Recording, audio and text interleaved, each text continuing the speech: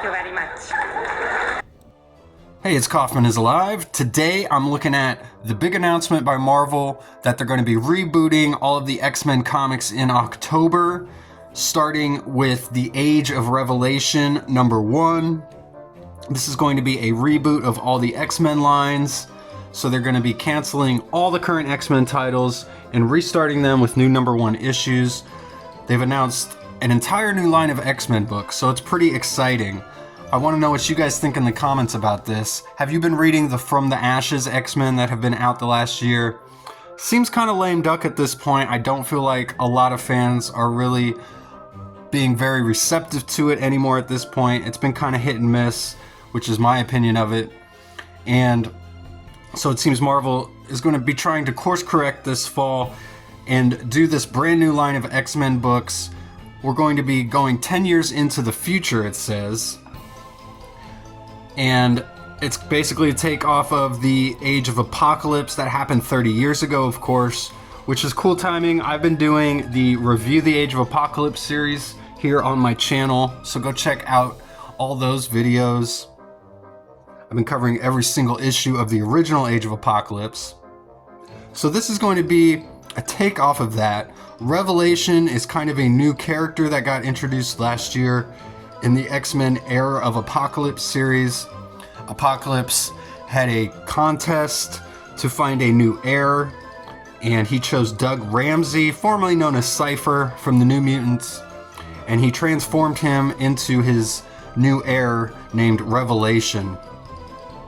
So I want to go through all the creative teams on all these new books, go through all the new titles, and show you what Marvel has announced and what they have planned.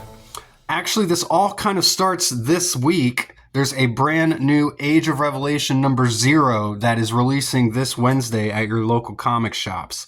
So go talk to your local comic shops, see if they're going to be carrying that book. But the main X-Men line is being relaunched as Amazing X-Men, with Mahmoud Assar doing the artwork and Jed MacKay doing the writing.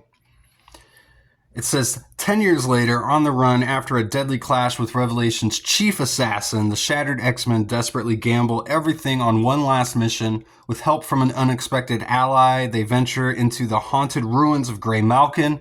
What they find there may change everything if they survive. Then we got Binary. This is going to be written by Stephanie Phillips. The art is by Giada Belviso.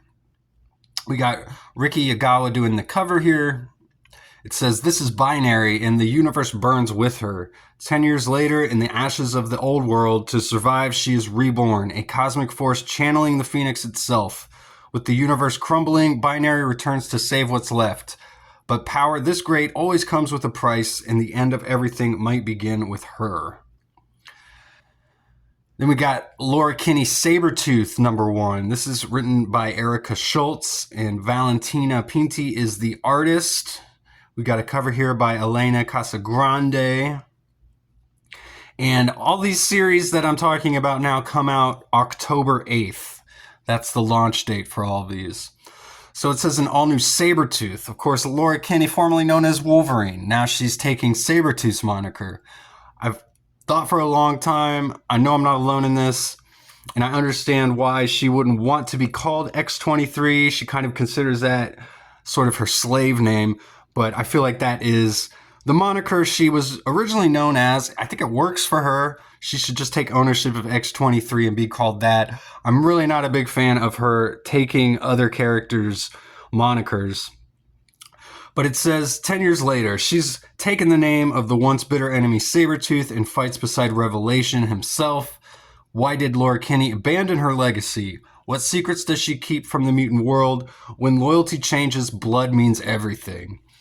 So I know there's some pretty hardcore Laura Kinney Wolverine fans out there. I could see some of them not liking this direction too much, but we'll have to see where it goes. Seems like she's got some sort of secret. We've got Long Shots #1. This is written by Jerry Duggan and Jonathan Hickman. We got Alan Robinson doing the artwork. We got the cover here by Dustin Weaver. I really like this cover.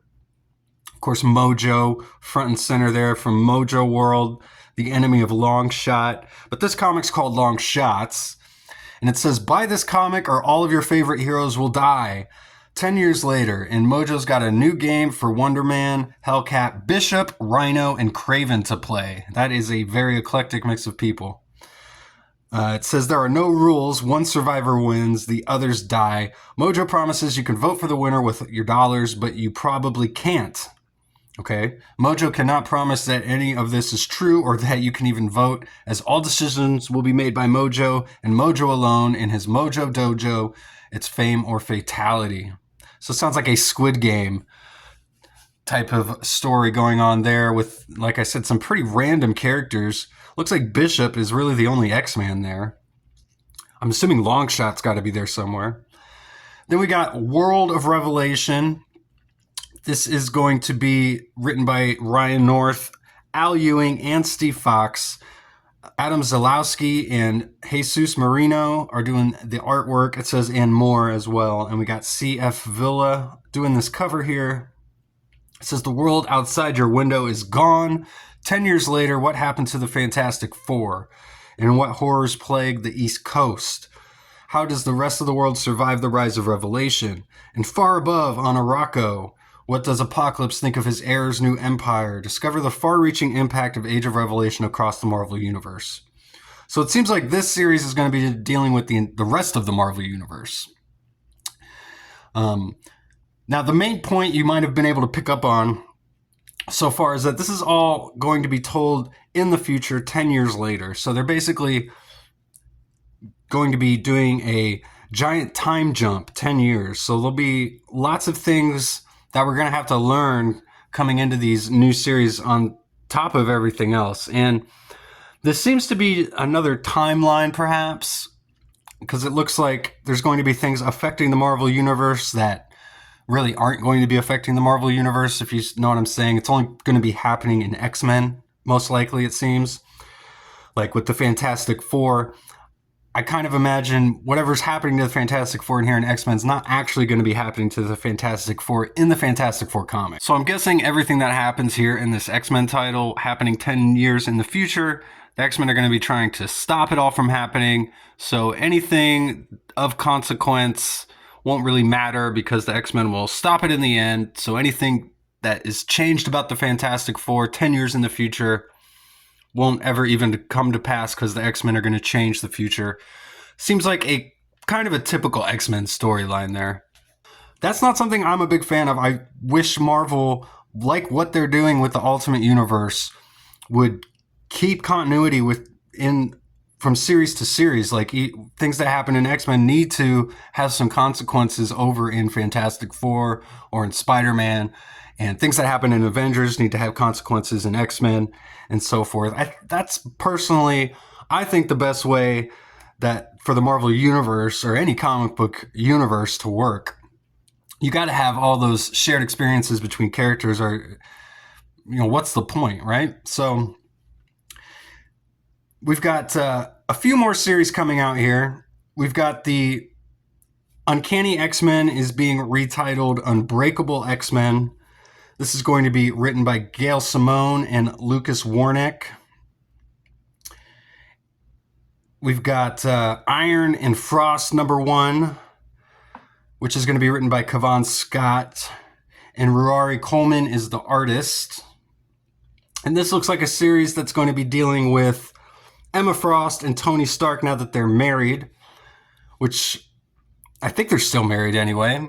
I'm glad we're getting back to this because at the time it seemed like kind of a big deal and quickly just became this throwaway plot point to get us through Krakoa. But we'll see how that goes. Looks kind of interesting.